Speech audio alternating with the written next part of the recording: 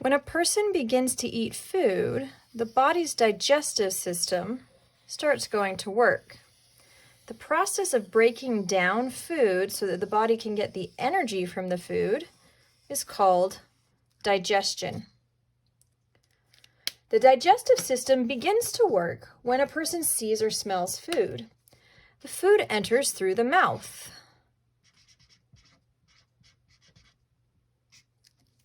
Where teeth begin to grind the food. Mechanical digestion involves physically breaking the food into smaller pieces. Then the salivary glands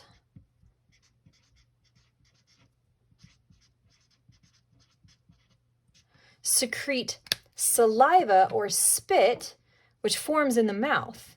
When food is eaten, the saliva will be absorbed by the ground up food and begin to break down the chemicals in the food by making it mushy and easy to swallow. Chemical digestion involves breaking down the food into simpler nutrients that can be used by the cells. Chemical digestion of sugars begins in the mouth when food mixes with that saliva. With the help of a person's tongue, the mushy food then moves to the back of the mouth into the opening of the esophagus. Esophagus.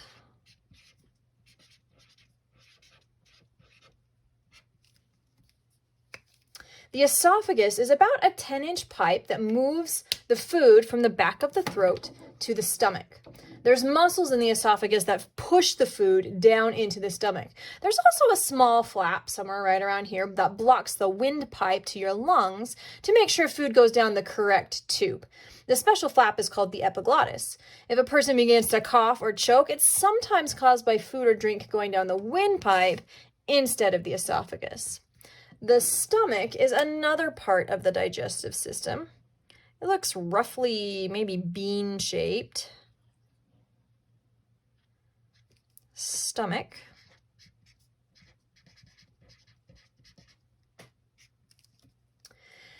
It has 3 responsibilities. First, it stores the food. Second, it breaks down the food into a liquid mixture called chyme. And finally, it slowly empties the mixture into the small intestine.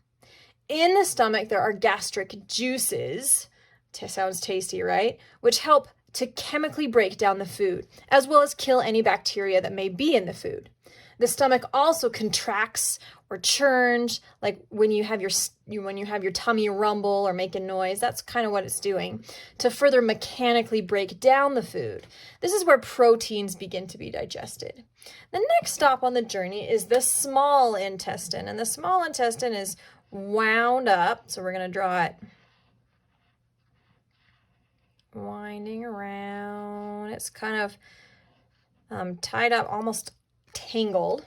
The small intestine, let's go ahead and label that small intestine.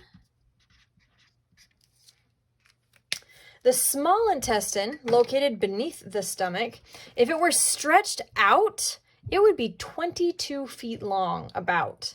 Its job is to chemically break down the food some more so that the body can absorb the nutrients. All the vitamins, minerals, proteins, carbohydrates, and fats found in the food have nutrients that can go through the wall of the small intestine. That's why it's so long, is because it needs a lot of surface area so that the nutrients of the food can go through the small intestine into the waiting blood vessels on the outside so they can be carried off to all of your cells.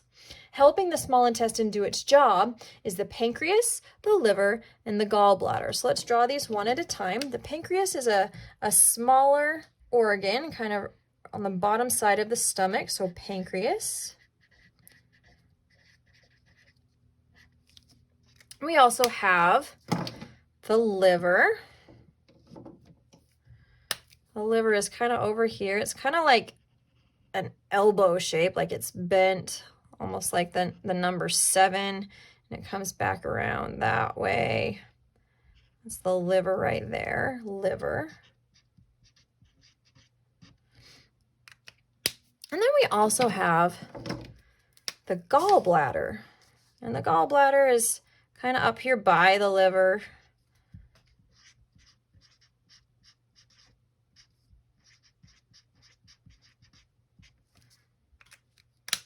These are called accessory organs in the digestive system because they help out the small intestine and the stomach with the digestion of the food.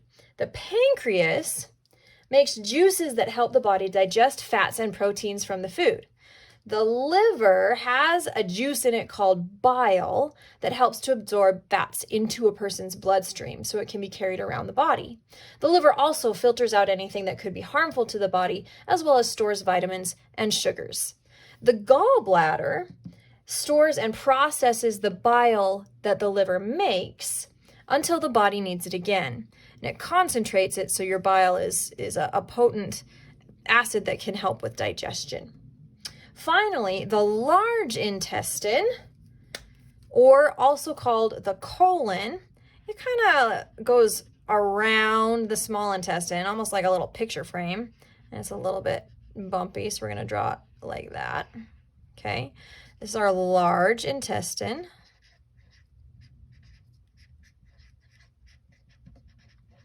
Also called the colon. The large intestine is a lot thicker than the small intestine, but it's not as long. Its role is to absorb water and salts from all the waste products that a person's body doesn't need. So by the time it gets to the large intestine, a lot of the nutrients have already been taken out. So this is the last chance the body has to get any nutrients left from this food into your body. Once the waste leaves the colon, it becomes a solid called stool or feces, and it is pushed out the rectum. That's the part of the digestive system where it's pushed out of the digestive system and out of your body. This step ends the journey of the food through the body and the digestive system. Drinking lots of water can help with digestion of food in the body, because even though we reabsorb water in the digestive system, in the large intestine, we still need to add water. It's not enough for us to live off of. So in summary, the digestive system consists of saliva in the mouth, which goes down the esophagus to the stomach, the small intestine, the pancreas, liver, and gallbladder help the small intestine to digest the food. Then it goes into the colon or large intestine and out the rectum. The digestive system breaks down the food of the body so nutrients and vitamins can help a person receive energy and nourishment.